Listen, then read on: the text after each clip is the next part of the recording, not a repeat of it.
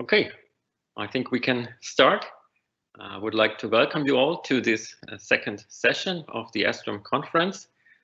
This is the session of the Biomaterials Cluster. It's one of the 4 research clusters that we have in the Bernal Institute. My name is Andreas Grabrucker. I'm the leader of the Biomaterials Cluster, and I will be the chair of this session. And in this session, we will have talks. We'll have the talk of the invited guest speaker, which I'm very happy that can join us today. It's Dr. Giovanni Tosi, and I will introduce him in a second. And then, depending on time, we will have internal speakers from the Bernal Institute. We have lined up Dr. Hudson, Dr. Supras, and Dr. Mulvihill, depending on our timing, because we are very strict in timing. I don't want you to miss the end of the closing remarks of the director. So we'll have 1 hour, and since we only have 1 hour, I will jump right into the session with the first guest speaker.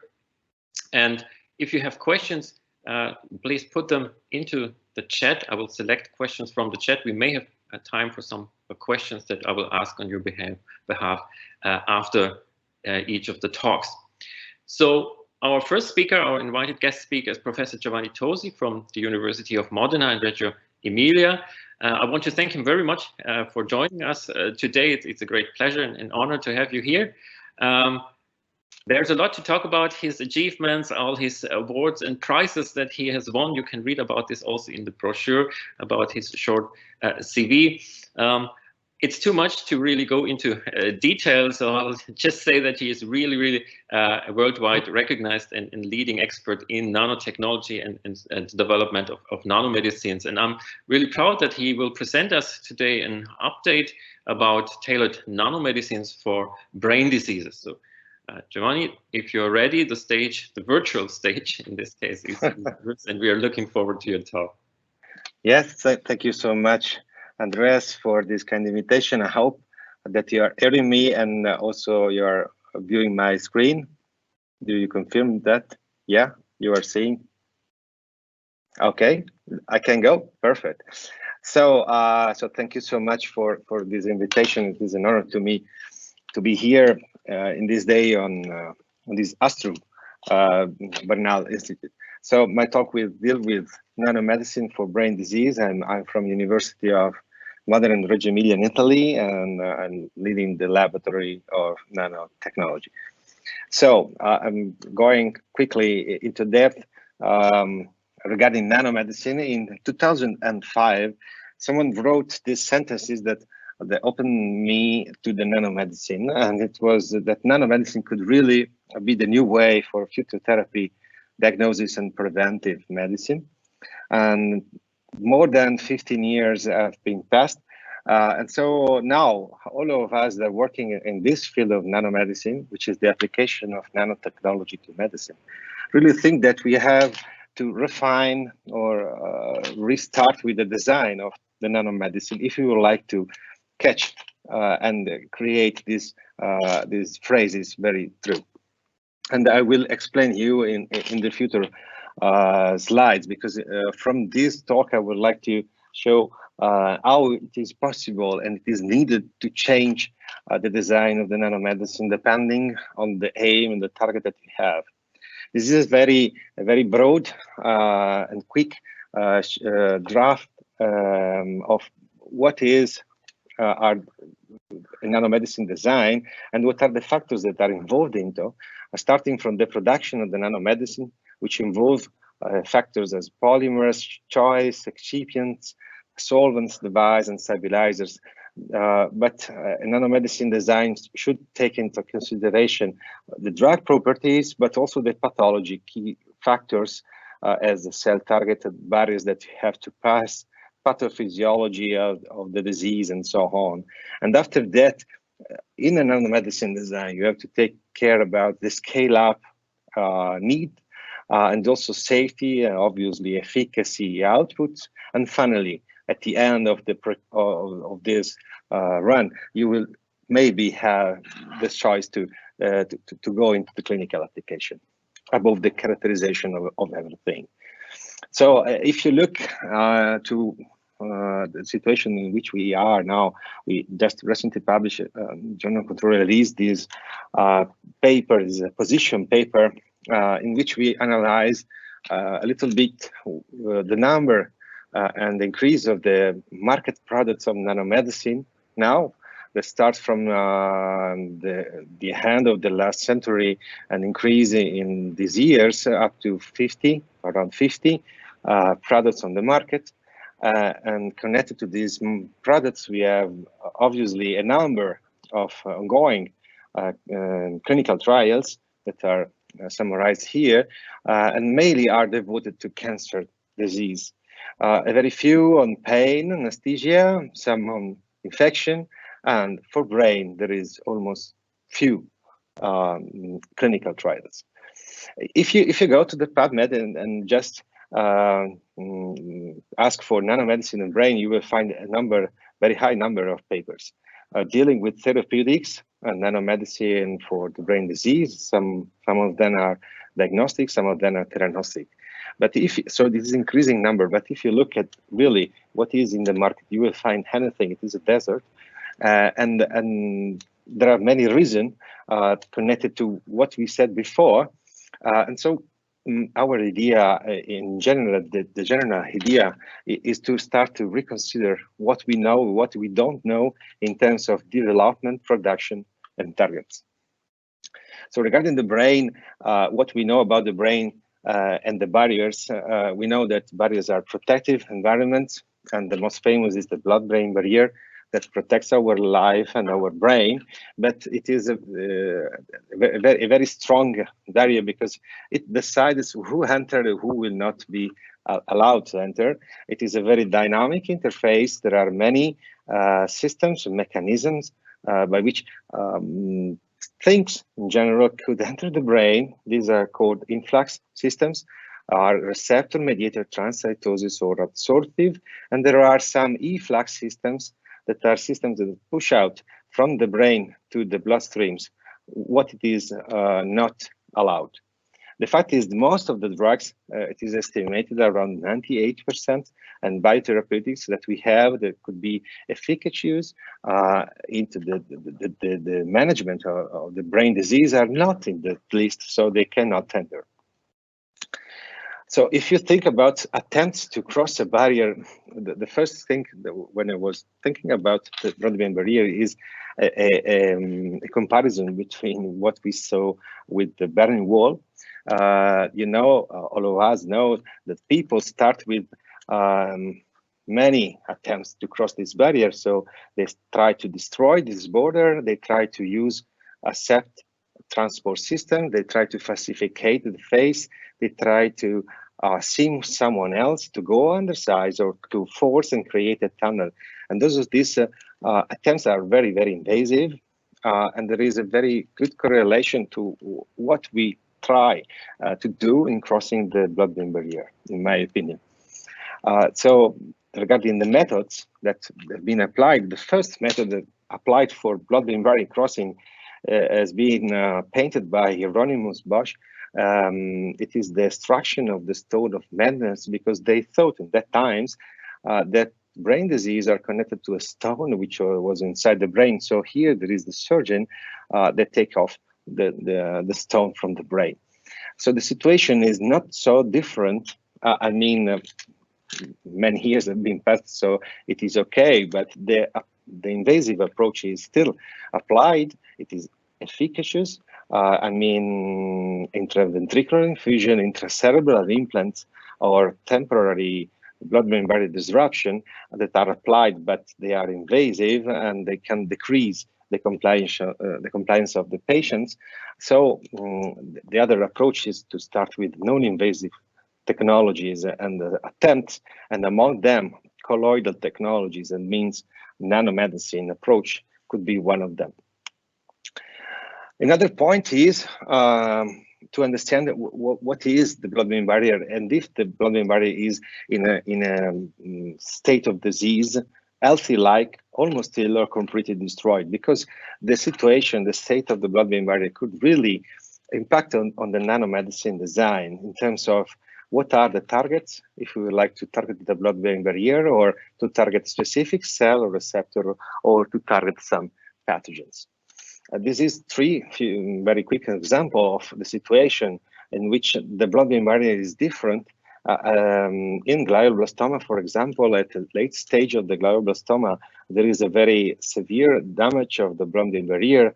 So you have decreased integrity and the permeability is strongly increased. So this fact impact on the nanomedicine design, because you could not target the blood-brain barrier, which is yet destroyed, but mostly you have to target, for example, the tumor. In the case of Alzheimer or infection disease, in which we have an increased permeability due to different factors as inflammatory states or the dysregulation of some receptor, then your design of nanomedicine could take into account these facts and these hallmarks and to exploit these factors. In the case of Parkinson's disease, in which the blood-brain barrier is pretty okay, then you have to target the brain by crossing the blood-brain barrier. So I will try to give some take-home message. The first is that disease blood-brain barrier could be a target, and it could help or not, but we have to take into account, because we would like to create a nanomedicine dedicated to that specific disease. So we are going to a precision nanomedicine. So as I said, the drug that we can load into these nanospheres, nanocapsules, allows to protect these drugs of different types, high to low molecular weights, hydrophilic, gene, enzymes, and so on. We can control the release. So in terms of production and development, if you are going to develop a nanomedicine, you must know that your nanomedicine must be produced in large amounts, in GMP condition, and with high yield. So if you talk with pharma companies, all the pharma companies will tell you that simpler is better. So the take-home message number 2 is try to create the most simple nanomedicine you can. And it is good for almost all the pathologies. But in the case of the brain disease, we are almost forced to introduce some engineering on the surface to create a much more complex nanomedicine and to produce multifunctional targeted nanomedicine. So this take-home message number 2 can, simpler is better if you can. And I try to explain this fact to my daughter, and I will let you know how it is, because this is what should happen with the nanomedicine for brain delivery. So we are in the bloodstream. This nanomedicine is engineered with some ligands that are able to create an interaction with the blood-brain barrier, and then this interaction creates endocytosis, transcytosis of 200 nanometers systems, and then once in the brain parenchyma, these nanosystems could release the drug that is inside. As I said, I tried to explain to my daughter a couple of years ago, and she was 40 years old, and she's in Geneva, and she tried to paint a nanomedicine for brain, and I think she understood, because if you look to a simple graph of a nanomedicine here, you have a matrix, inside there is the drugs, outside there is a number of things that could be ligands for the blood-brain barrier crossing, there could be a monoclonal antibody for the targeting of the cells we like, and even we can have like labeling or imaging agents outside. So it is a very complex system. There are many strategies in the literature for the blood-brain barrier crossing, dealing with the use of receptor and the antibody against this receptor connected to the surface of the systems, or even substrate that are linked to the receptor. Then we could have some peptides, or we have catenization, or we have surfactants. So there are many approaches, and focusing on the 2 main strategies, I mean the exploitation of the receptor and the glycopeptides, we can say, especially for the first one, that it is the take-home message number 3, that receptors that are overexpressed at the blood-brain barrier level could be a really good target, but we have to take into account very strongly that we can saturate these these receptors. So we have to avoid this saturation. We have to know the mechanism of the blood-brain barrier crossing mediated by this receptor. And for nanomedicines that are 200 nanometer size, we must go for endocytosis or transcytosis or pinocytosis to be sure that nanomedicine can cross the blood-brain barrier. And then we have to choose the right ligand. So the point is that we have to choose the right ligand for the good ligand for the good receptors. Regarding what we are doing in our lab and our university, our lab is leading a platform which is formed by 70 PI, 40 laboratories, to more than 280 people working in different departments involved. There are two arms of this platform. The first is a nanobiomaterials device and regenerative medicine, and the other is mainly dealing with nanotherapeutics, and my group especially is working with this for this CNS disease. And our experience is on glycopeptides for the blood-brain barrier crossing of particles made of polylactic coglycolic acid, which is FDA-approved polymer.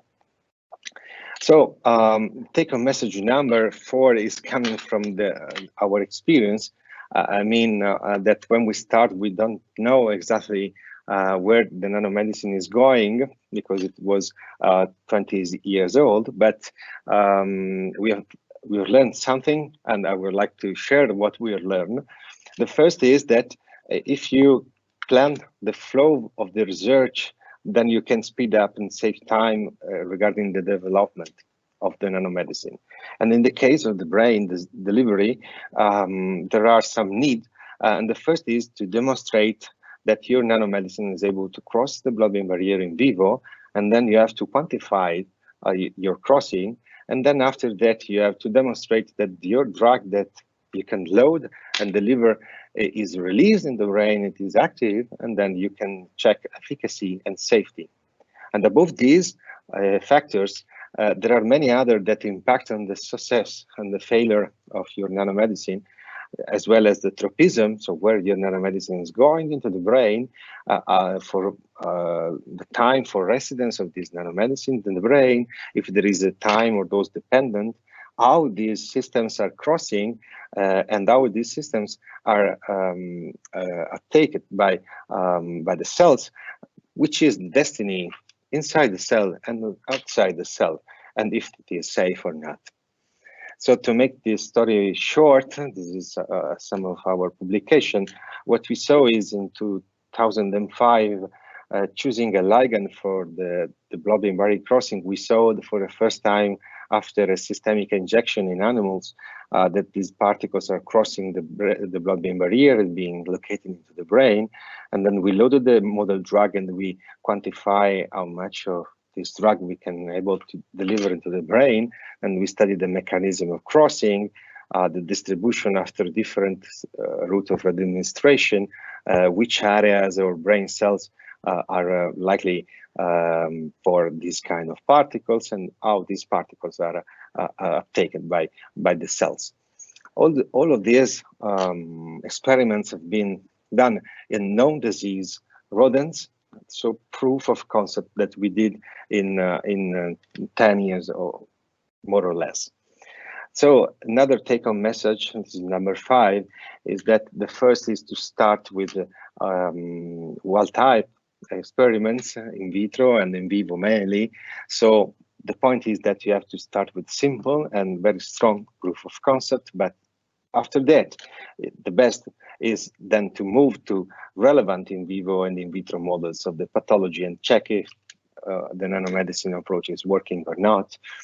And what we did is the application in brain disease models, we did in many of them, from neurodegenerative disorders, Huntington, Alzheimer, then neurometabolic, neuroinflammation, prion disease, epilepsy, and brain cancer. And in 4 of them, we reached good relevant impact in the pathology and the rescue of disease phenotype. I will show you very quickly some of them. The first was in Alzheimer disease. the Alzheimer's disease in collaboration with Professor Gerbuker too.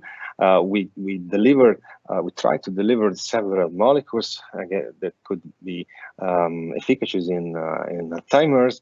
So against the beta aggregation, we try to deliver a peptide, which was a beta sheet breaker, and then curcumin, and then we deliver also zinc.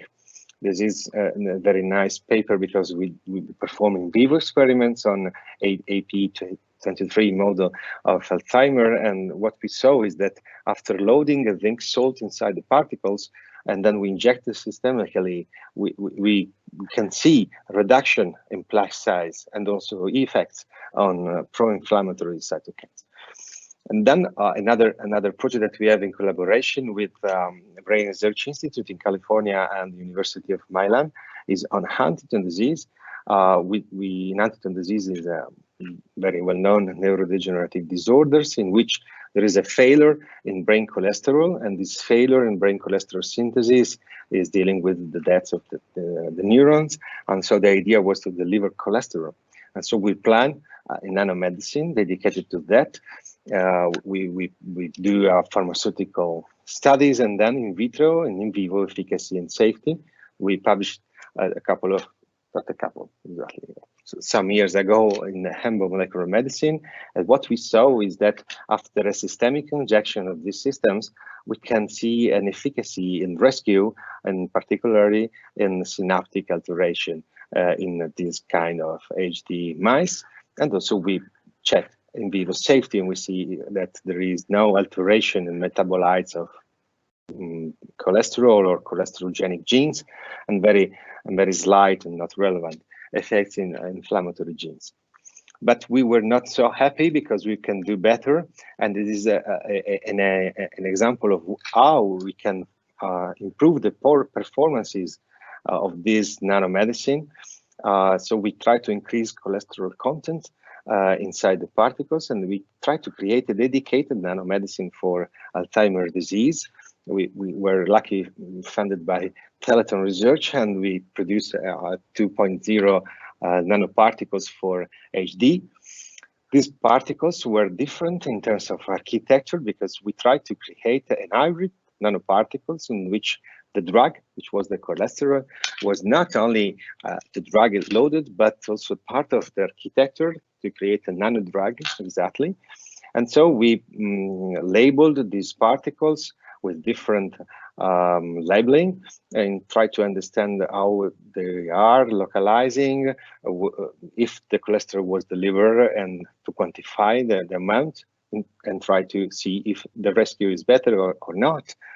And what we see is that labeling with CY5 these particles, we saw a nice brain accumulation and the good tropism for neurons and astrocytes. And then by using a labeled cholesterol, we can see how the cholesterol is released over time from 24 to 2 weeks. And it was delivered and released into the cortex and the striatum, which are the main target of Huntington. And then we quantify by using deuterated cholesterol, and we see relevant amount of cholesterol released into the brain. And also we studied the biodistribution, but most of all, we found that after systemic and repeated injection of these new hybrid particles, we were able to enhance again cholesterol biosynthesis, but most of all prevented cognitive decline and also ameliorated in general motor or defects in this kind of HD animals. The other point The other point is how we can improve again, so we can identify new approach by linking different knowledges. So knowledges in drug feature, knowledges in targets, and knowledges in scale-up protocols and requirements. Try to identify new ligand, for example, for blood-brain barrier crossing, or ligands tailored for some pathologies, or to find new gateways. So regarding the first part, we were conducting a project on glioblastoma in collaboration with the Ministry of Italy and the US and Princeton University, with the aim of identifying new ligands both for blood-brain barrier crossing and glioblastoma targeting, and this is ongoing, but I'm sure I can show you that we have identified some ligands able to be to create a good brain targeting after injection of the particles within the brain. And the other is to identify new gateways. This is a project, a very big project funded by EU, coordinated by University of Oxford and Sanofi. It is on the blood-brain barrier targets and transport mechanism. It is dealing with identification of biomarkers, identification especially of new receptors for the blood-brain barrier crossing, and at the end, developing a new delivery systems. It is very broad with more than 40 partners. So there is a big interest in this fact. At the end, I would like to show you who are in my lab. There are several full professor, associate professor, and several postdoc, which are really the core of the research, and I thank them for all the research they did, and also all the collaboration we had around Europe and the United States, and that allow us to apply our technologies in different animal models, and we're happy to collaborate, and also the grants we had, because without money we cannot do almost anything. So we were lucky to get some grants for our research. And in the end, I would like to thank all of you for your attention, and I'm ready for answer any question. Thank you very much, Giovanni, for this great talk. Again, if you have questions, please, for the audience, put that into the Q&A sections, and I can ask the questions for you and also publish those. Maybe I start with one question that I always wanted to ask you, which is regarding the complexity of the nanoparticles. So there can be many ligands attached on the surface, and I was wondering how far advanced are in silico modeling approaches, or is it that you would still have to kind of test all your combinations in vitro systems? Is there something available already that may predict which ligands go well together? Yes. So thank you, Andres. It's a very good question, and you catch the question. I mean that there is very few in silico studies regarding the surface engineering of the particles. That is the big problem, because it is also impacting on the regulatory aspects, because at the end you will have, if you would like to have your nanomedicine on the market, you will fulfill FDA or HEMA approval, and they will ask you to quantify and exactly to characterize the surface of the particles. There is a very nice collaboration, which is now closed between many laboratories around Europe, which is called European Nanomedicine Characterization Laboratories, and they take out a cascade assay that could help in detection, but no in silico prediction. So at the end, this is a good point, because if you can predict in silico how it behaves depending on the number of the ligands or even the type of the ligands, and then you can cut some experiments and go through directly to the goal. Yeah. Thank you. Thank you. And I have another question here. So the question is, what level of crossing is considered kind of sufficient or kind of effective if you talk about blood-brain barrier crossing nanomedicines? Okay, that's another good question. I mean, it depends. The answer could be divided in two. The first is depends on the drugs you will load inside. If your drug loaded is very effective at a very low doses, could be gene delivery, okay, then the amount of crossing could be low. At the end, if you look to the literature, very few particles, and we were lucky because one of the particles that cross more than 10% is the ours. But if you look to the literatures, if you if you target your particles with the ligands for the receptor, then the amount is no more than 1 to 2% of injected dose. That could be not enough, because you have to check where the other 98 or 99% is going. So yes, it is a good question, and the answer is depending on the drug and depending on the mechanism you choose. But 10% is the minimum, in my opinion. Okay, perfect. So there's another question in the Q&A section, which I'm going to read, and then conscious of time, so this will be the last question, but I think it's a very good question. So question is, depending on the therapeutic you are trying to get across the blood-brain barrier, how challenging is it getting a good loading into your particles without altering the surface properties and changing the transport rate? Yeah, yes, it is a very good question. It is a very pharmaceutical driven question. And so the loading capacity, it again linked to the fissure of your drug.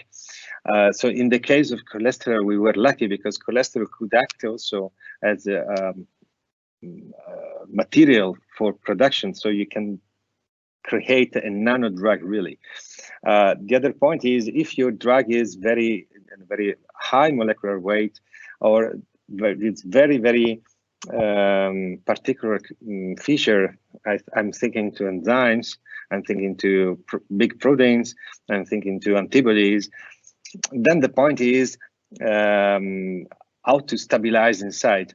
I cut a part of the talk, but thank you for the question, because I can tell you that if we worked a lot with proteins and enzymes, and we understood that in that case especially, you have to set up your protocol for production of nanomedicine very carefully, because everything in nanomedicine production could impact on the stability of the living thing that you have, because they are living.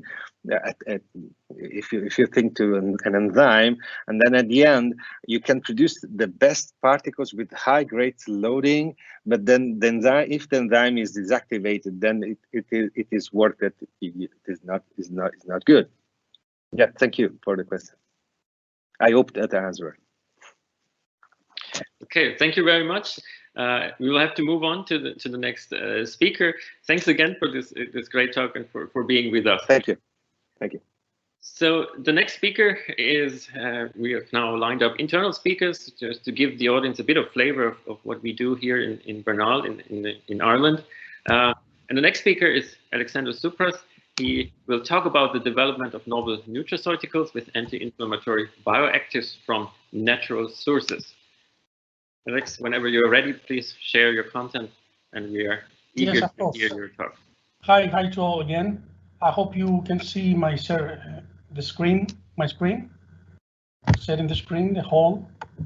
And as you mentioned, our topic is mostly on developing novel nutraceuticals by isolating and valorizing anti-inflammatory, mostly bioactives from several natural sources, and especially for food byproducts, for Irish industry food byproducts. So as you can see, initially we have started with marine sources, as several microorganisms like C. algae, like spirulina and other C. algae, but also through several other microorganisms of biotechnological interest in ethanogenesis, or even in wine, beer, and cider production, like yeast, or the ethanologenic bacterium Pseudomonas mobilis. Apart from these microorganisms, attention has been given as sources to several fish and fish byproducts, mostly, like fish heads, which can be also valorized to identify and isolate and identify specific bioactives.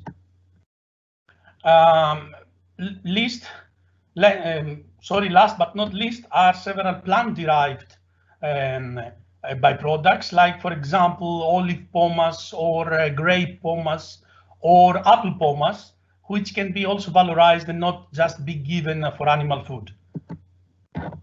So how do we do this isolation, and how do we elucidate their biofunctionality and structural activity relationship? Because as Giovanni mentioned earlier, it is very important, it's highly important to do some dose efficacy and to evaluate that firstly in vitro, then ex vivo and in vivo.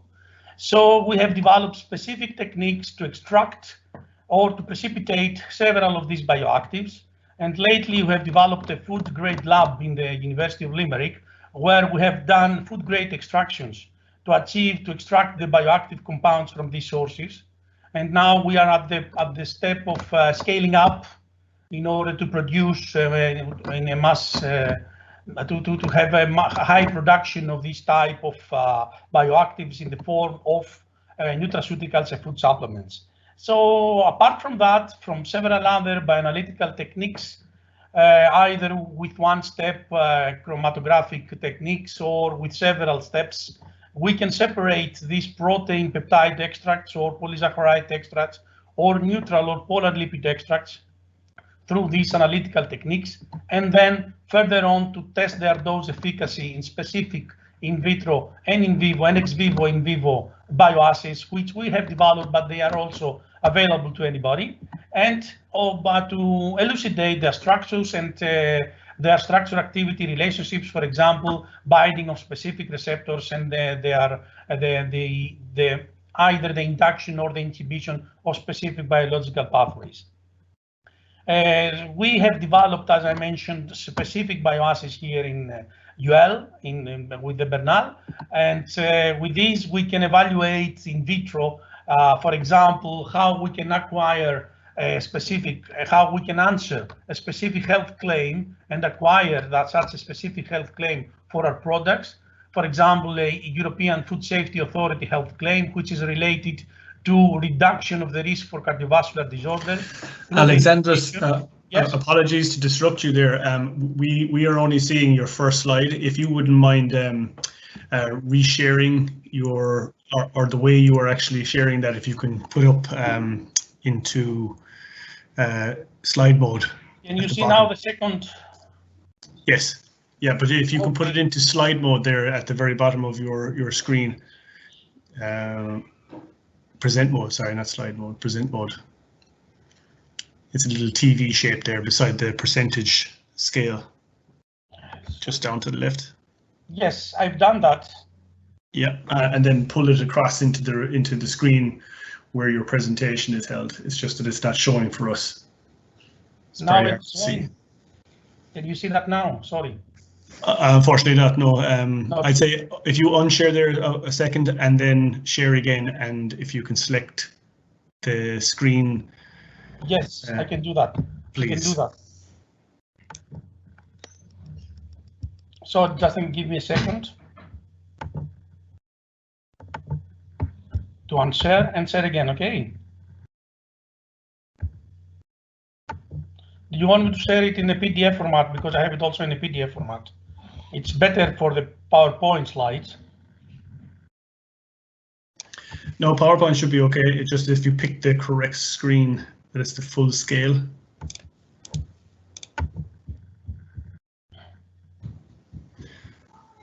And you are sharing the slide mode.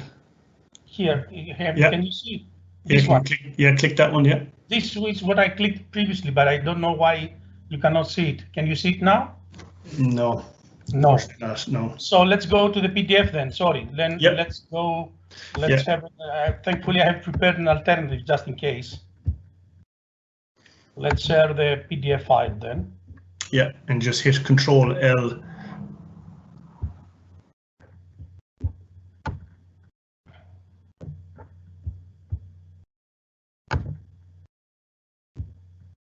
Is it okay now? Perfect.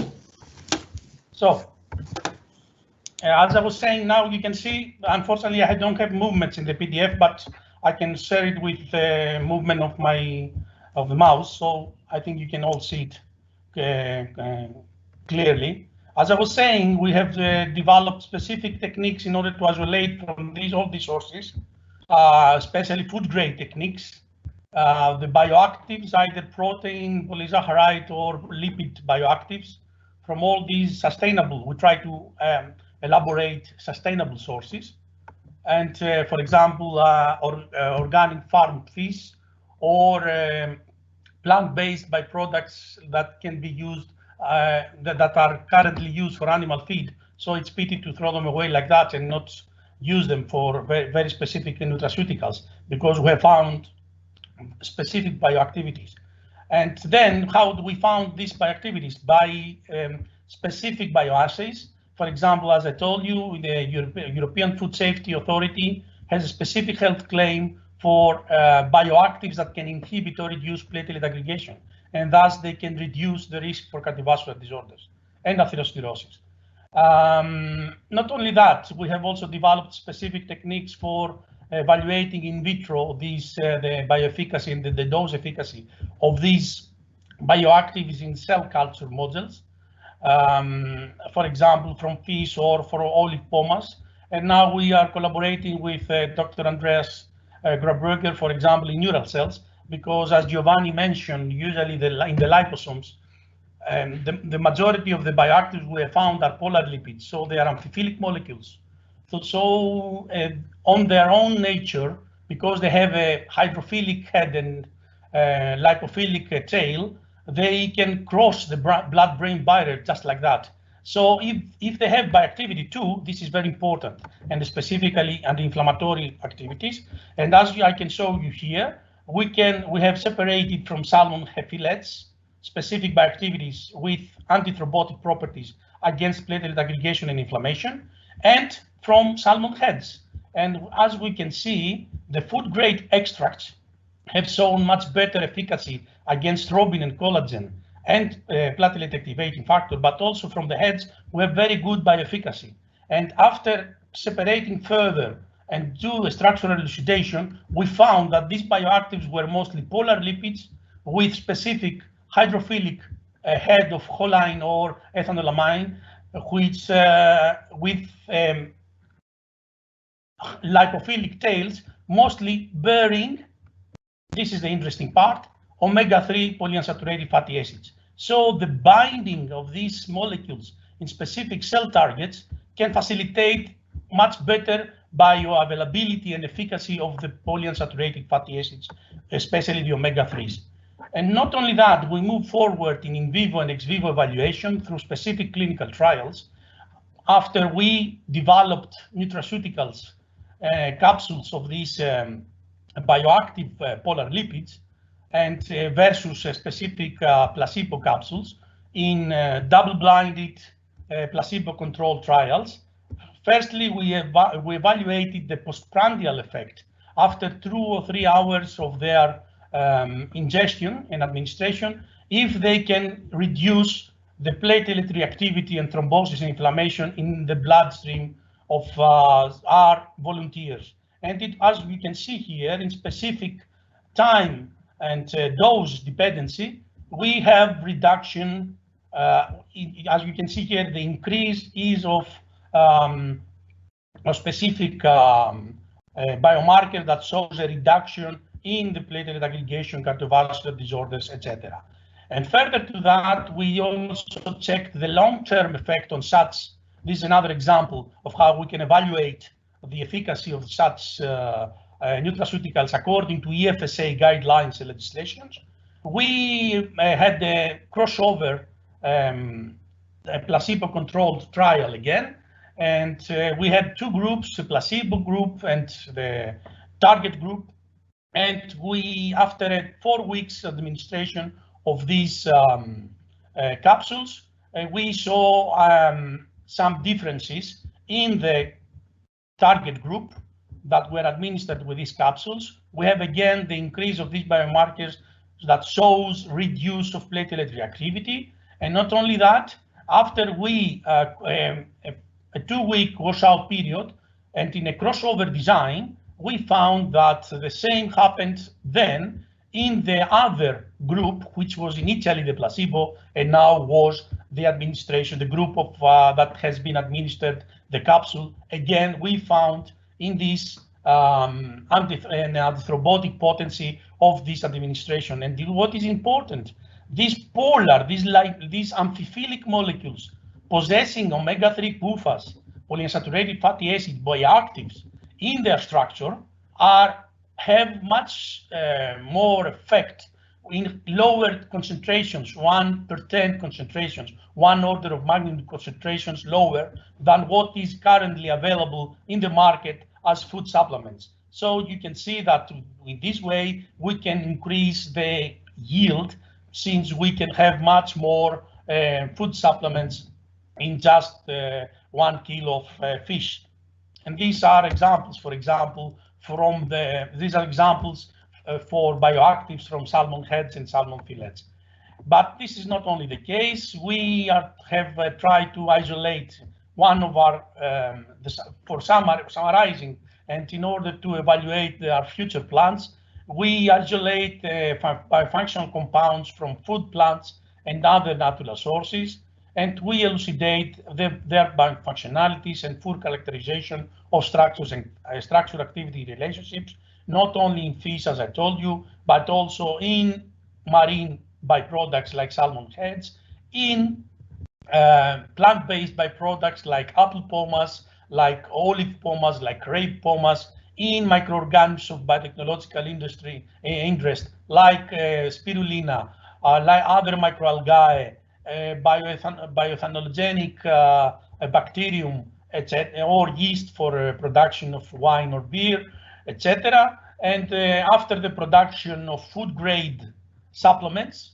according to EFSA and European Union guidelines and legislation, we can evaluate their dose efficacy and their in vivo, in vitro, in cell models of disease, and in vivo and ex vivo in specific participants after randomization and specific intervention with this type of novel nutraceuticals, because there are millions of nutraceuticals with omega-3 polyunsaturated fatty acids with other lipid contents, but very few with bioactive polar lipids, for example.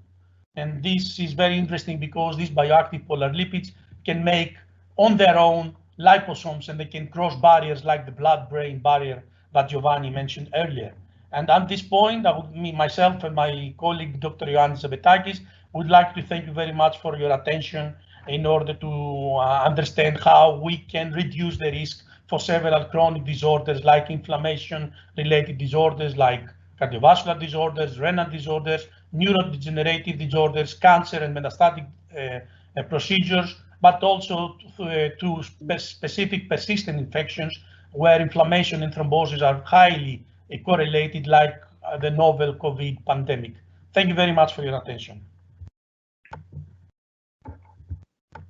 Thank you very much, Alex. Very interesting talk. In the interest of time, we will move on to the next speaker, but I'm sure you're happy to answer emails with questions, and anyone who has a question can write you. Of course, at any time. Perfect. So our next speaker is Dr. Sarah Hudson, from senior lecturer in the Bernal Institute as well. And Sarah will talk about the biopharmaceutical drug delivery strategies, a bit of a flavor of what is going on in her team. Okay, hello everyone. So I'm hoping you can see my screen at this stage. I'm not sure, Jody, is it? Yeah. Just, sorry now. Sorry guys, can you let me know if you can see my screen? It looks like it's, yes. Yeah. Okay, yes. Great. All right. So I appreciate that we are limited with time. So thank you for this opportunity, Andres. Just to give an overview of some of the activities that are going on in the biolabs based in the Bernal Institute as part of the Biomaterials Research Cluster. So John may talk a little bit, if he gets a chance, if I go fast enough, about some of these items. But basically, we have currently activities looking at biopharmaceutical drug products, medical devices, tissue engineering, the development of organoids for more better in vitro testing. We do a lot of mechanical tissue testing, drug delivery, drug coating, We look at the production of proteins and peptides, both in mammalian and microbial cell culture using cell engineering techniques. And we have a suite of chromatography purification equipment and a very nice suite of biologics analytical equipment that I'll talk a little bit throughout this presentation. And then we also look at cell and tissue interactions. So my main research interests kind of focus in these areas in protein and peptide production, drug delivery, drug coating, biopharmaceutical drug product, lyophilization studies, developing in situ analytical technologies, cell and tissue interactions, and then the production of biologics. So just to give you a flavour, I'm going to mention a few different projects just at a very high level and give you a flavour of the activities that are ongoing at the moment. So one of the studies we have going is a disruptive technology study where basically we're trying to develop novel enzyme therapies for the treatment of autoimmune and autoinflammatory diseases such as psoriasis or Crohn's disease. And why it's disruptive is the current therapeutics many of them are based on monoclonal antibodies or fusion proteins, and we're looking at therapeutic enzymes, a particular class that I'll briefly mention, and we're looking at developing novel drug delivery systems for these using a range of different drug delivery strategies. Another kind of indication that we're targeting is drug-resistant bacteria. So many of you are probably aware of the numerous antibiotics that are no longer effective against different bacterial infections and how this can cause a high number of deaths across the world. This is caused by overuse, misuse, and overprescription of antibiotics. So we're looking in collaboration with some colleagues down in Cork in Ireland at developing bacteriocins as novel antibiotics. So bacteriocins are small antimicrobial peptides. We're lucky in the sense that we, about 2 years ago, we got an award from Science Foundation Ireland, which was to set up a biologics process testbed. And this was allowed us to buy in a load of different bioreactors. We have 3 in our microbial lab and 3 in our mammalian cell culture lab. And it allows us to look at bioprocess optimization and scale up. We have a very nice suite of purification instrumentation and biologics characterization equipment. We have several mass specs, MALDI, a QTOF, we have circular dichromosome, surface plasma resonance, capillary electrophoresis techniques, as well as the more traditional characterization gels, 2D gels, Western blots, ELISAs, etc. So like I said, at the moment in the lab, we're producing different biologics. So currently we are trying, Jody, who's on here today, is trying to produce IL-8 from a commercial CHO DP12 cell line, which currently is giving us some challenges and yields. So if anyone is here that has some CHO cells they want to share with us, we'd be very grateful. We're producing a C5a, which is a cytokine in your complement activation pathway. C5a peptidase, SCPA, and we're producing it in E. coli. That's in collaboration with Dr. Jackie Cooney's group. We're producing GAPDH and several other proteins that may play a role in pancreatic cancer, and they're being produced again or expressed again in E. coli in collaboration with Professor Tufik Suleiman's group. And then we're producing these antimicrobial peptides that I mentioned, these bacteriocins. Lactocin 3147 from L-Lactis, and that's in collaboration with Colin Hill and Paul Ross, who've been working with bacteriocins for decades now down in UCC in Cork. So we produce these novel, well, what we hope will be novel therapeutics, and then we're trying to, working with other colleagues in the Biomaterials Cluster, produce better in vitro testing models. So currently, as part of the Disruptive Technology Grant, myself and Kieran McGorty are working with Prometa and Ashling, trying to develop an epidermal skin model and develop a psoriasis model whereby we can test our are potential enzymes as therapeutics. And this was just a recent study that Promita did, where she looked at impedance measurements to tell her when the skin model would be ready to process further and start our assays with. We look at permeability through artificial membranes and real skin tissue. We can do that using our France diffusion cells. This is just a recent apparatus we got into the lab, so we're just starting some of that work. And work done by Miriama, another PhD student in the Biomaterials Cluster. She was developing a vascular construct to look at the effect of stents on endothelial and smooth muscle cell growth and regeneration. So that's just a sample of some of the types of in vitro testing that we do. Giovanni gave a lovely talk earlier about drug delivery across the blood-brain barrier. We also use lipid systems for drug delivery. We have a nice study here. Michelle Dully, another PhD student, developed a lipid cubic phase gel that could work either as an injectable bulk gel, or it could be fragmented into cubosomes and injected that way.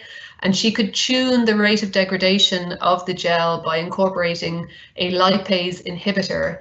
And the lipase inhibitor basically could modulate the enzyme degradation of the gel. And so if your drug, be it a membrane protein or a hydrophobic drug, was encapsulated into the lipid cubic phase, it would reside in the membrane part of it, in the lipid part of it, and its release would be modulated because you're modulating the rate of degradation of the gel with this lipase inhibitor.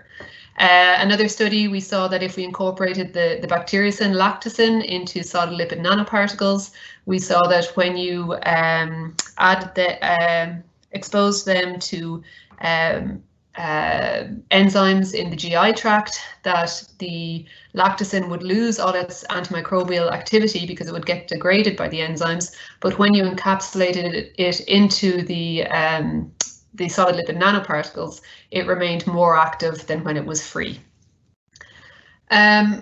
So we do work with these lipid cubic systems, and what we do find very good about lipid systems is that in general you can work with them in quite benign situations. You don't necessarily need to use large amounts of harsh organic solvents or harsh mechanical conditions. And that means that you can incorporate large protein biologics into the lipid cubic phase and control the release, and you can control the viscosity of the delivery system so that you can then combine it with different medical devices for delivery. So we work on that a little bit. We work on manipulating the strength and injectability of different hydrogel systems by varying the hydrogel composition so that you vary the strength and the swelling of the gel, and then you can also vary the release. In this case, it was the release of a niacin, again, another bacteriocin, an antimicrobial peptide. And then just lastly, because I'm conscious of time, as part of the SSPC, the Pharmaceutical Research Centre, we do a lot on the design of solid forms with controlled particle size and morphology to achieve pharmacokinetics. And we do a lot of generating drug nanoparticles, either top-down or bottoms-up methods. And then we look at their behaviour in body simulated fluid and in our in vitro models. So that's just a quick flavour, a lot of people to thank, a lot of collaborators, a quick flavour of what some of the activities, and I don't know if we have any time for questions. Yeah, thank you very much, Sarah. I'm afraid we won't have time for questions, but I'm sure you will also take emails and answer those, or you will have an eye on the Q&A chat here, and you will answer any question that the audience has also in the chat. So going to introduce the last speaker, last but not least in these sessions, it's Dr. John Mulvihill. He was chairing this morning the session for the PhD students, the thesis in 3, so where they had to present their project in 3 minutes. And I'm afraid, John, this task is now also yours. But I think we can be a bit over time. I think the director won't mind. So whenever you're ready, please share your presentation. Sure. Just trying it now. Can you see that? Yes. Okay. So thank you very much, Andreas, for the introduction, and thank you, Dr. Sarah Hudson, for a great overview of the capabilities within the Biomaterials Cluster of the Bernal Institute. My talk will just focus on how these capabilities can be applied to a very specific problem, and this problem is concussion. So the topic is the role of tissue structure in concussion. So I want to thank my PhD student, Dara Walsh, and my collaborators on this work that you'll see now.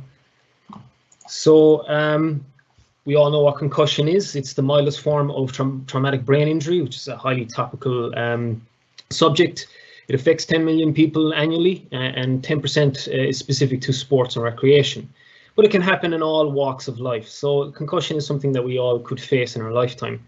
So what actually happens, and this cartoon here is an over-dramatization of what actually happens to your brain. But is it true? Is that a good representation? Do we know what happens to the tissues when they undergo a concussive impact? And can we prevent it, or should we diagnose it? What is the plan that we should look at? So what actually happens when we get a concussion? There is some sort of damage to your cells. So there's damage to your neuronal cells. So if we look at the brain itself and what is actually happening, and if we were to look at the brain on the bottom here and we take away all the white and grey matter, we're left behind with these blood vessels that Professor Tozi talked about earlier. And if we focus in, we can look at this blood-brain barrier, which feeds all our neurons and astrocytes and cells within our brain. But if we were to apply a concussive blow, we're going to open up this blood-brain barrier. And unlike Professor Tosi, I'm looking at how something goes from the brain into the blood, so the other way around. But so what happens and what should we care about? So I believe we should care about diagnosis, but specifically recovery. So right now, if you are a professional sports player, the only way that we can assess whether you have a concussion or not is through clinical assessment. But there are other ways. Perhaps we could use FE modeling to try and understand what happens during this concussion, what happens to our brain. But that requires a lot of parameters, which I'll discuss today in this lecture, as well as we could use blood-based biomarkers from going from brain to blood to help us indicate whether you have a concussion, but more importantly, when can you recover? When can I return to play? So for me, that's the most important question. But today I'll focus on the FE modeling side of it, specifically looking at the biological parameters.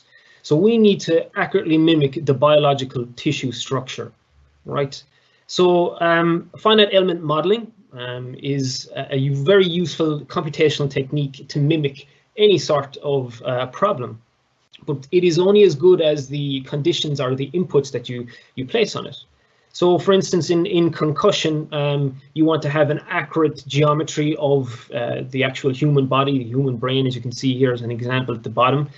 You also need to know the right conditions. So what kind of force is being applied, what speed, as well as what type of biological parameters. So you can see, I don't know if you're used to watch sports, but here we have a case of rugby, and you can see on between the shoulder blades a GPS sensor, and all of this monitoring, this live monitoring, can help these FE models to improve and increase their accuracy. So we can try and make a more informed decision for diagnosis and recovery. So should that player, after that concussive impact, stop playing, and then more importantly, when can they return to play? So I'm specifically looking at trying improving the biological parameters. So are the material properties, is the way that we're mimicking the tissue structure in these FE models correct? So what I want to do is to look at this. So specifically, and I know these images are quite off-putting, but on the left, we're looking at a porcine brain here. And this is a good idea, a good illustration of what the brain looks like. But is that what is actually going on? Is there other tissues in play? So if I replay this cartoon here, you see the brain jiggling about. It's very soft, which is true. But we forget that there's actually a layer of tissue, a membrane around it called the meninges, which you may recognize from the term meningitis, right?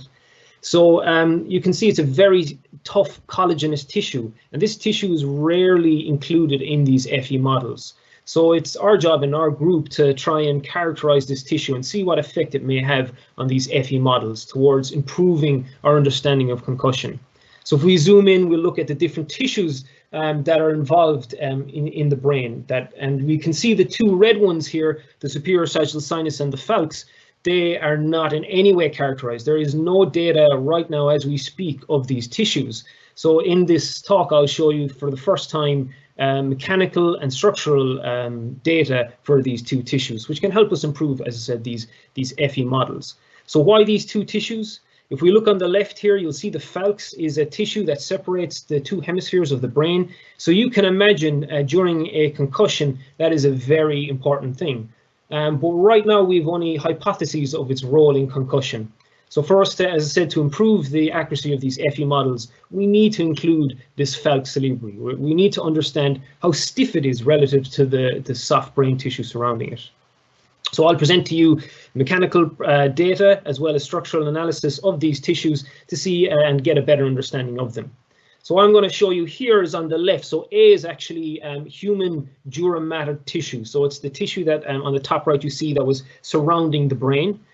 Part B here is actually the falx that goes down through the center, so that separates the left and right hemispheres of the brain. And on the C here is the actual superior sagittal vein that runs down through the center of the brain. So as I said, for the first time, B and C have never been tested before, and I'm going to present the data. So when I say mechanical characterization, what do I mean? So that means looking at the elastic modulus, right? Pulling on the tissue and understanding how stiff it is.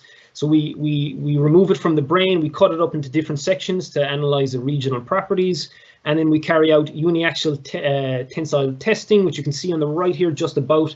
So we put a little coating of ink on it to be able to see the local strains. We also do biaxial testing because you can imagine concussion is a multi-axial loading. So we get a lot of interesting data from it. I'm not going to go into it now, but as is the case with biological tissue, there's a lot of variance in the actual tissue. But if I just look at the key information that you need to take away from this, if we look at the bar chart on the left here, I want you to focus in on the dura mater in orange, the falx cerebri in red, and the superior sagittal sinus in purple. So you can see that they're in the megapascal range for elastic modulus, and they're quite similar. The falx is a little softer than the other materials, but it's in and around the same as the dura mater. Well, does this matter? Should we care? Well, if we actually compare that to brain, right, we can see that brain's elastic modulus is 1.2 kilopascals. It's an order of magnitude less. So here you have the falx, which is dividing the brain, that is a order of magnitude stiffer than the surrounding brain tissue. If we take that into account with the skull, I can't even show it on this bar chart. The skull is in the gigapascal range of 15.54. So now you have a lot of stiffness gradients between the brain, the falx and the dura mater, as well as the skull itself. So for finite element modeling, it's really important to include these tissues, and so far we have not, right? So, and it is important for computational modelers to include those, because otherwise we're going to get something like this cartoon at the top, which is not true. It's not the reality of concussion. So how can we know about it? How can we really truly understand concussion when we don't understand the tissues within it? So quickly, just looking at the dural sinus, which is the vein that runs through the center of your brain. That also, it has regional property differences, so it's stiffer depending on the region that it is within your brain, but I won't touch on that. And then the next part is, and the importance of the Bernal Institute is, why is this material responding in this way? Well, it's because of the collagen-1 protein within the tissue itself. So the tissue is quite collagenous. So looking at the different regions within the dura mater, we have an incredible amount of collagen. So that's the simple reason as to why we get this stiff response compared to brain, is just effectively the level of collagen. So it's good to know how much collagen there is and a ratio of it, but perhaps what does it actually look like? So that's where structural analysis is really important. So using histological staining and confocal microscopy, as well as scanning electron microscopy, all based within the Bernal Institute, we can get a better understanding of this tissue. So this is the cross section of the vein itself, and this is a Van Giesen stain. So pink is denoted for collagen, black is elastin, and pink then is smooth muscle cells. So you can see here is very little smooth muscle. And you can see on the SEM image on the right, you can see it's quite circular in its shape and different layers within the tissue itself. But if we look at different regions within the dural vein, you can see that it changes in geometry. So it gets quite thin in certain regions and thicker in others. So these could be regions where there could be a weakness leading to some sort of subdural hematoma. So lots of interesting information that you can get just from these images. And of course, we can quantify these images using area fraction quantification and deconvolution methods and actually understand how much collagen there is and at what location. So I'm just going to show some pretty images of the SEM, and this image here is on the outside of the vein itself, so you can see it's quite organized. If we look on the inside of the vein, we can see it's quite disorganized. So just understanding the amount of collagen isn't enough, it's what it looks like and its organization. So I'm just going to move on. We can also quantify the orientation of the collagen, which I won't show today. As I said, I just want to move on.